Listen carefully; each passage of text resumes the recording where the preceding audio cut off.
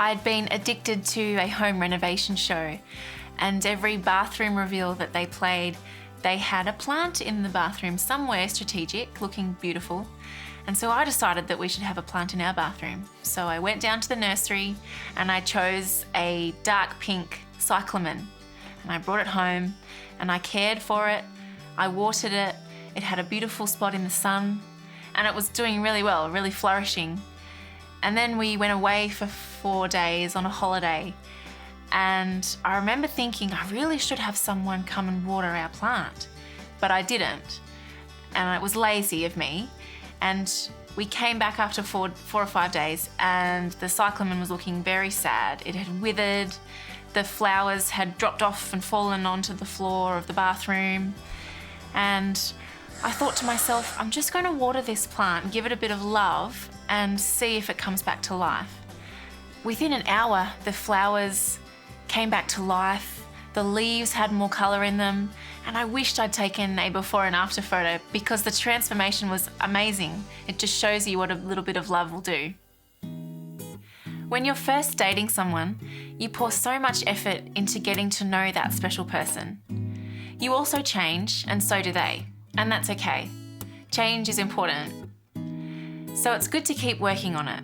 Like a plant, you can't just leave a relationship on its own and trust that it will grow and be healthy. It needs TLC. All relationships deserve that time. You want to provide the best environment for your loved one and the relationship to grow and to be healthy.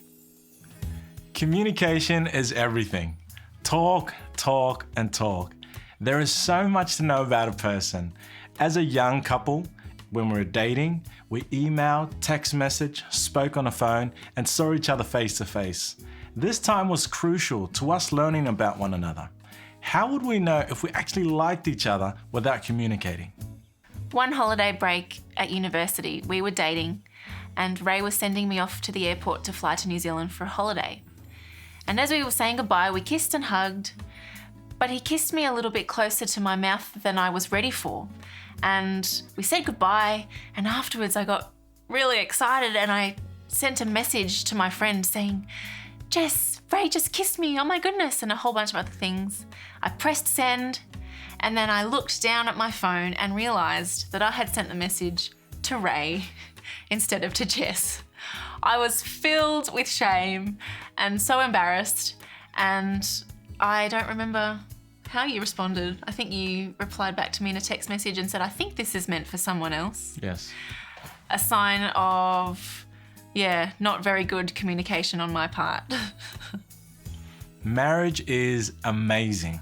After 4 years of marriage, it's still vital to know how to keep it alive. So, keep dating. Date nights are awesome. Making each other number one with no distractions will do wonders for you. You will feel valued and you will learn how to value the other person again. After our daughter was born, my wife and I decided to go on date nights.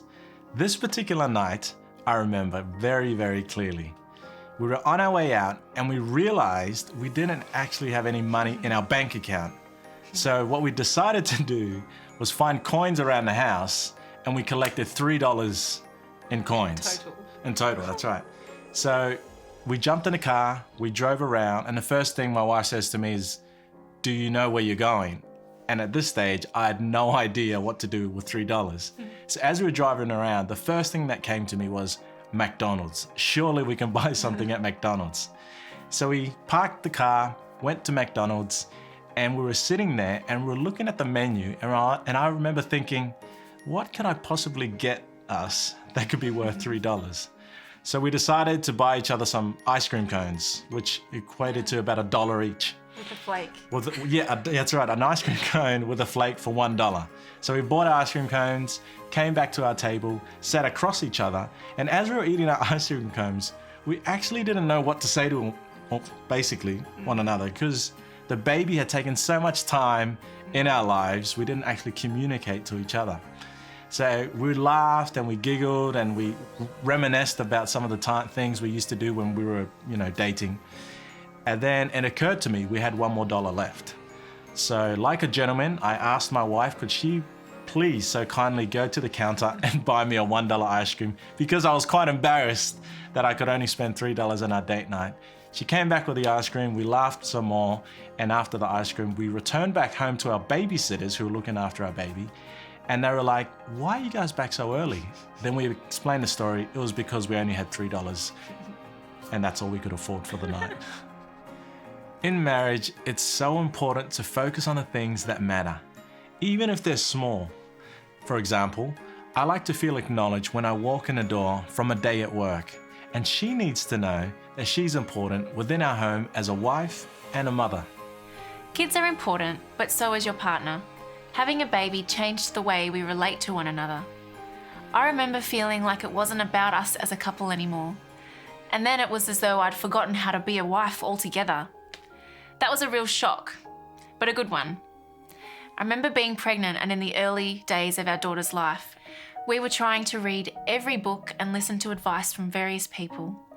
But at the end of the day, my brain had become a washing machine. I felt so confused and alone sometimes.